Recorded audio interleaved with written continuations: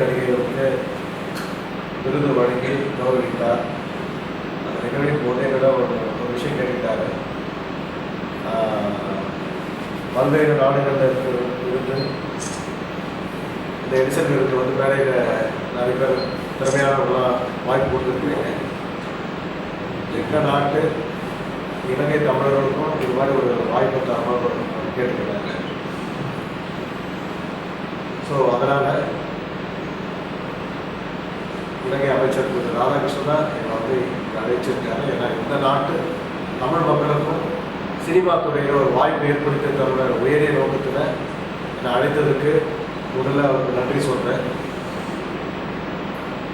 இந்த வருஷம் 10வது ஆண்டு எடிசன் விருது விழாவில்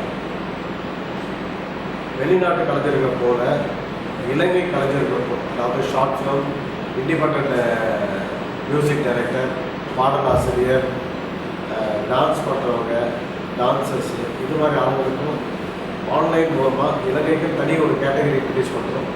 அது மூலயமா அவங்கள பற்றின விஷயங்களை பதிவிட்டு உலக தமிழர்களால் ஆன்லைன் வாக்கம் பெற்று அவங்களுக்கும் மலேசியாவை அழைச்சி அவங்களுக்கு விருது வழங்க இருக்கிறோம்.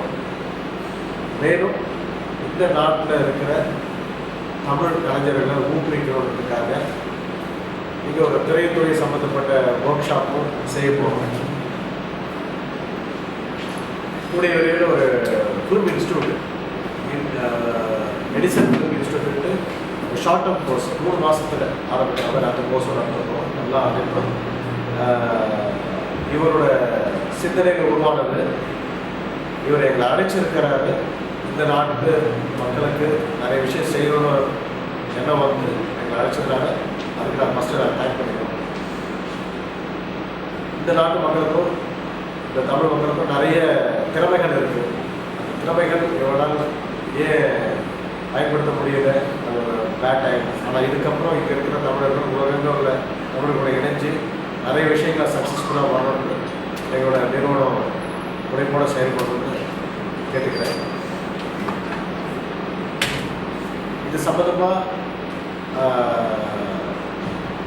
மரியாதைக்குரிய மாண்புமிகு இலங்கை பிரதமர் திரு ரணில் விக்ரமசிங்கே அவரை சந்தித்து ஒரு பெரிய மகஜர் ஒன்று கொடுத்துருக்கோம்.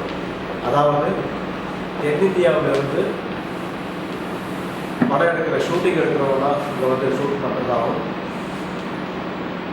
ப்ளஸ் இங்கே இண்டஸ்ட்ரியல் பார்க்கு, எஜுகேஷனில் தமிழ்நாடும் இலங்கை தமிழர்களுக்கு உறவாக இருக்கிற மாதிரி கல்வியில் மேம்படுத்துறதுக்கான விடயங்களும் செய்யிருக்கிறோம்.